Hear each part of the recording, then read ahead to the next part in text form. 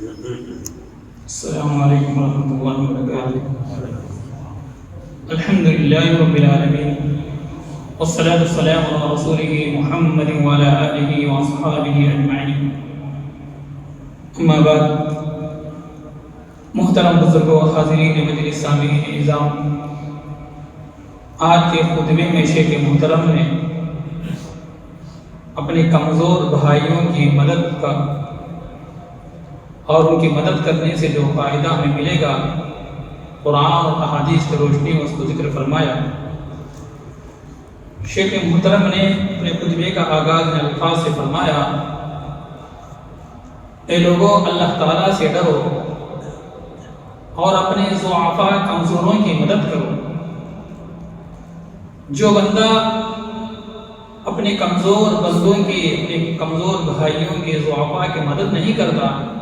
تو اللہ تعالیٰ بھی اس کی مدد نہیں فرماتے۔ اور اسی طریقے سے اللہ تعالیٰ سے ڈرو ہر حال میں، چاہے آپ تنہائی میں ہو، چاہے آپ لوگوں کے سامنے ہو، ہر وقت اللہ تعالیٰ سے ڈرو۔ اور اسی کا اللہ تعالیٰ نے ہمیں حکم فرماتا ہے قرآن کریم کے اندر، جسے اللہ فرماتے ہیں، یا ایھا الذین آمنوا اتقوا اللہ وآمنوا برسولہ یؤتکم کفلین من رحمتہ وَيَجْعَلْ لَكُمْ نُورًا تَمْشُونَ بِهِ وَيَغْفِرْ لَكُمْ وَاللَّهُ غَفُورٌ رَحِيمٌ۔ اے ایمان والو، اللہ تعالیٰ سے ڈرو اور اللہ کے رسول صلی اللہ علیہ وسلم پر ایمان لاؤ تو اللہ تعالیٰ تمہیں دو نور عطا فرمائیں گے اور اللہ تعالیٰ تمہارے لیے رحمت اتاریں گے۔ اللہ تعالیٰ جس جگہ تم چلو گے وہ تمہارے لیے نور ہوگا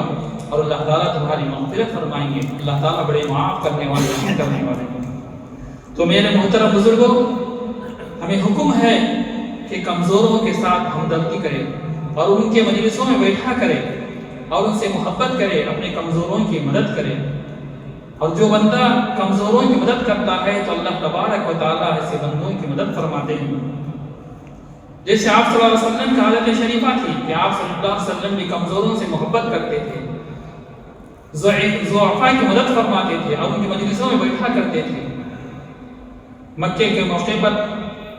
کہ آپ صلی اللہ علیہ وسلم کے ساتھ حضرت صاحب بن ابی وقاص رضی اللہ تعالیٰ عنہ کی روایت ہے کہ ہم 6 صحابہ آپ صلی اللہ علیہ وسلم کے ساتھ تھے، مجلس میں بیٹھے ہوئے تھے۔ تو مشرکین مکہ میں سے کچھ لوگوں نے کہا کہ اگر یہ لوگ آپ کے مجلس میں بیٹھے رہیں گے تو ہم آپ کے مجلس میں نہیں بیٹھیں گے۔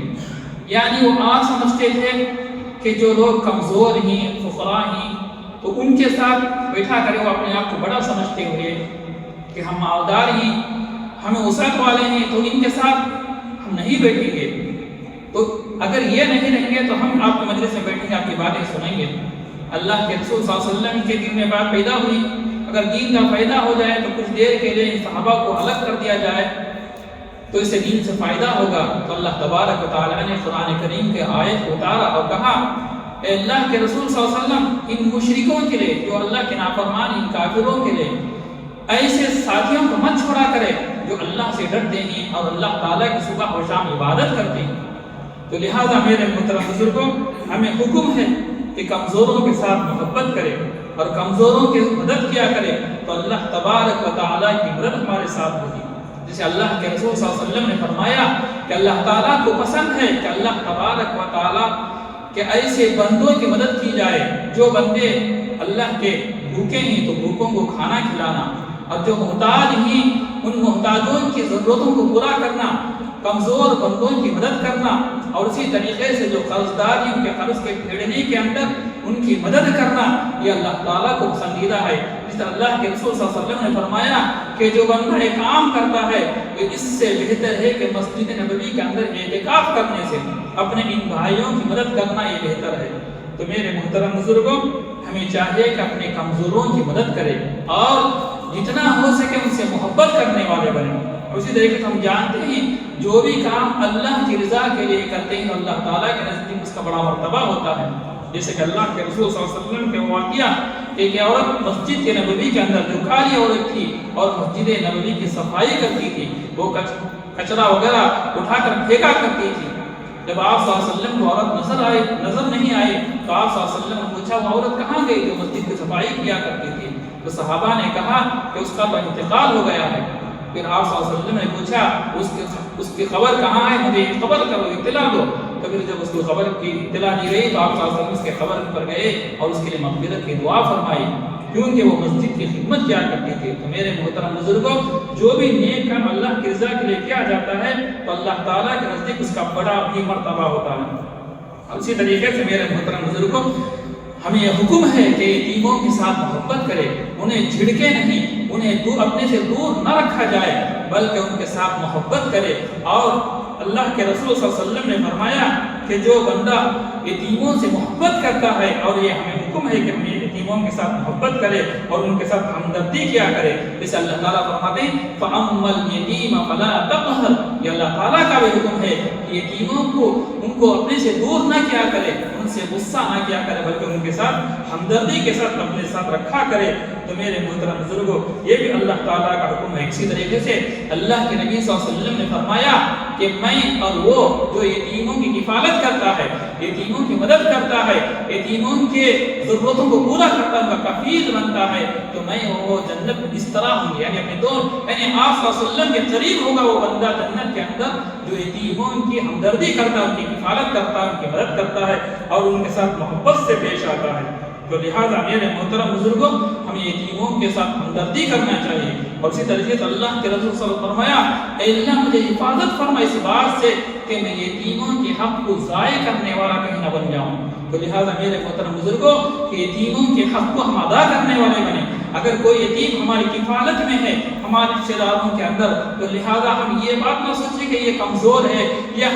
اگر ہم اس کے حق کو دبا بھی لیں گے کہ ہم سے کچھ نہیں کر سکے گا، مطالبہ نہیں کر سکے گا، نہیں لے سکے گا، بلکہ میرے محترم بزرگ اس کے ساتھ ہمدردی کرے۔ ہم یہ سوچتے ہوئے اللہ تعالیٰ کا حکم ہے کہ یتیموں کے ساتھ ہمدردی کرنے کا اور اس کے حق کو ادا کرنے کا، تو لہٰذا ہم یتیموں کے حق کو ادا کرنے والے بنیں۔ اور اسی طریقے سے میرے محترم بزرگوں، جو بندہ اللہ تعالیٰ سے ڈرتا ہے اور لوگوں کے ساتھ احسان کرتا ہے تو اللہ تبارک و تعالیٰ احسان کرنے والوں کو بہت ہی پسند فرماتا ہے۔ تو لہٰذا ہمیں چاہیے کہ ہم احسان کرنے والے بنیں، کمزوروں کے ساتھ، ضعفاء کے ساتھ، یتیموں کے ساتھ، مسکینوں کے ساتھ، فقراء کے ساتھ میرے محترم بزرگوں ہم احسان کرنے والے بنیں، اور اللہ تبارک و تعالیٰ احسان کرنے والوں کو ضائع نہیں فرمائے گا، اس کا پورا بدلہ اللہ تبارک و تعالیٰ عطا فرماتے ہیں، کیونکہ اللہ تبارک و تعالیٰ احسان کرنے والوں کو پسند کرتے ہیں، ان کو محبت کرتے ہیں، اللہ تعالیٰ اس کا پورا بدلہ عطا فرماتے ہیں۔ اور اسی طریقے سے اللہ کے رسول صلی اللہ علیہ وسلم نے فرمایا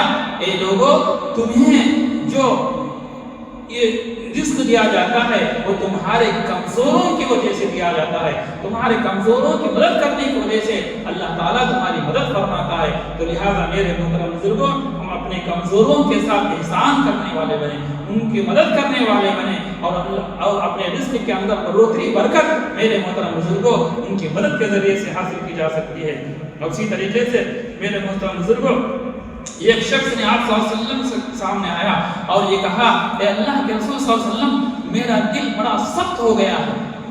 پگھلتا ہی نہیں، نرم نہیں ہوتا۔ تو آپ صلی اللہ علیہ وسلم اس کا علاج بتایا کہ یتیم کے سر پر ہاتھ رکھا کر اور یتیموں سے محبت کیا کر، اس کی وجہ سے تیرا دل نرم ہوگا۔ تو میرے محترم بزرگوں، یتیم سے محبت کرنا، یتیم کے سر پر ہاتھ رکھنا، اس کے ساتھ ہمدردی کرنا، میرے محترم بزرگ اس کے ذریعے سے دلوں کا بھی نرم ہوتا ہے۔ تو لہٰذا ہمیں یتیموں سے محبت کرنے والے بنیں اور یتیموں کے حق کو پورا کرنے والے بنیں۔ اور اسی طریقے سے میرے محترم بزرگوں، آپ صلی اللہ علیہ وسلم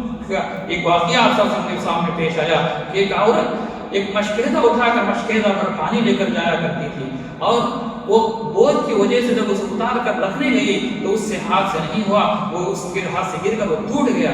تو اس نے کہا کہ جو لوگ میری مدد نہیں کیے تو کل میں قیامت کے دن جب اللہ تعالیٰ کی کرسی ہوگی، میزان قائم ہوگا اور عدل و انصاف کا مقام ہوگا، تو میں ان لوگوں کے سامنے اللہ کے سامنے شکایت کروں گی کہ میں کمزور عورت تھی، یہ بوجھ اٹھائی ہوئی تھی، یہ لوگوں نے میری مدد نہیں کی۔ تو آپ صلی اللہ علیہ وسلم نے فرمایا ہاں اس نے سچ کہا ہے، اس نے سچ کہا ہے۔ کیوں نہیں، اگر ہم کسی کمزور کو اپنے آنکھوں سے دیکھیں، اگر اس کی مدد نہ کرے، اگر اس کے ذریعے سے اس کو نقصان ہو جائے، ہم مدد کرنے پر قدرت رکھتے ہوئے بھی اسے اس کے حال پر چھوڑ دے، تو میرے محترم بزرگوں اس کا بھی ہمیں جواب دینا پڑے گا۔ تو لہٰذا ہمیں اپنی عادت بنائے کہ اپنے کمزوروں کی مدد کرنے والے، اپنے جو محتاج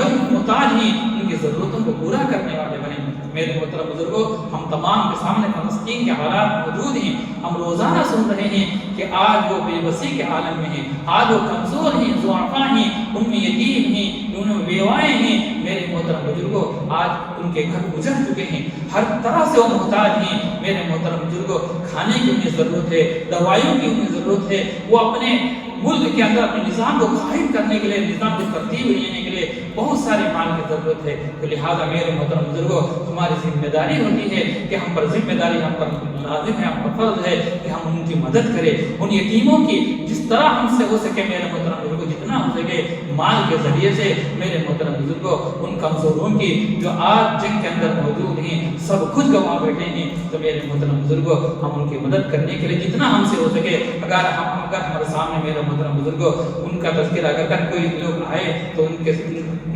سامنے پوری مدد کر فلسطین کے بھائیوں کی مدد کرنے والے ہم بنے۔ اور میرے محترم بزرگوں، ہمیں عادت بنے کہ جہاں کہیں بھی ہمیں کمزور نظر آئے، یتیم نظر آئے، محتاج نظر آئے، آگے بڑھ کر اس کا انتظار نہ کریں میں اور آپ کہ وہ ہم سے آ کر سوال کرے، ہاتھ پھیلائے، بلکہ میرے محترم بزرگوں، اس کے ہاتھ کے پھیلانے سے پہلے یہ اگر ہم مدد کریں گے، اللہ کی خوشنودی کی، اللہ کی رضا کرے، اللہ تعالیٰ ہو سکتا ہے اسی عمل کی وجہ سے میرے محترم بزرگ میری آپ کی مغفرت فرمائے، ہم اپنے آپ کو جنت کے مستحق بنائے۔ تو لہٰذا یہ صفت اپنے اندر پیدا کرنے کی ضرورت ہے کہ جتنا ہو سکے میرے محترم بزرگوں، ہم اللہ کے راستے میں، اللہ کے لیے، اللہ کی رضا کو حاصل کرنے کے لیے اگر کمزوروں کی مدد کریں گے، ہمدردی کریں گے، یتیموں کے ساتھ ہمدردی کریں گے، تو میرے محترم بزرگوں، ہمارے رزق کے اندر کوئی کمی نہیں ہوگی، کیونکہ اللہ تعالیٰ کا وعدہ ہے جو اللہ کے راستے میں یہ خرچ کرے گا، اللہ تبارک و تعالیٰ اس کے 700 سے بڑھ کر اس کے ثواب عطا فرمائیں گے، اور دنیا کے اندر بھی میرے محترم بزرگوں اس کے لیے خوشحالی کا ذریعہ بنائیں گے۔ تو لہٰذا اللہ تعالیٰ سے دعا فرمائیں، اللہ تبارک و تعالیٰ یہ صفات ہمارے اندر پیدا فرمائے کہ ہمیں محتاجوں کی مدد کرنے والے، یتیموں کے ساتھ ہمدردی کرنے والے، اور اپنے دلوں کو نرم کرنے والا اللہ تعالیٰ ہمیں بنائے، عمل کی توفیق دے۔ وآخر دعوانا